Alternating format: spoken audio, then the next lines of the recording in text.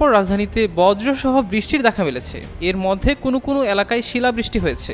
এদিকে তার আগে আবহাওয়া অধিদপ্তর শুক্রবার সন্ধ্যা ৬টা থেকে পরবর্তী ১২০ ঘন্টার পূর্বাভাসে জানায়, মৌসুমের স্বাভাবিক লঘুচাপ দক্ষিণ বঙ্গোপসাগরে অবস্থান করছে।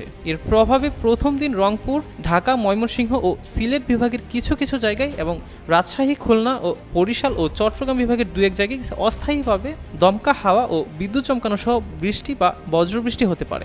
এর মধ্যেই পূর্বাভাস অনুযায়ী বৃষ্টির দেখা মিলল।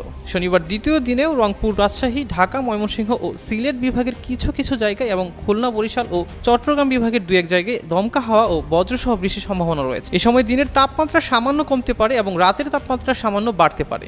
রোববার তৃতীয় দিনে রাজশাহী, ঢাকা, খুলনা, ময়মনসিংহ ও সিলেট বিভাগের কিছু কিছু জায়গায় এবং রংপুর, বরিশাল ও চট্টগ্রাম বিভাগের দু এক জায়গায় অস্থায়ী দমকা হাওয়া ও বজ্রসহ বৃষ্টি হতে পারে। সোমবার ও মঙ্গলবারে দেশের সব বিভাগের দু এক জায়গায় অস্থায়ীভাবে দমকা হাওয়া ও বিদ্যুৎ চমকানো সহ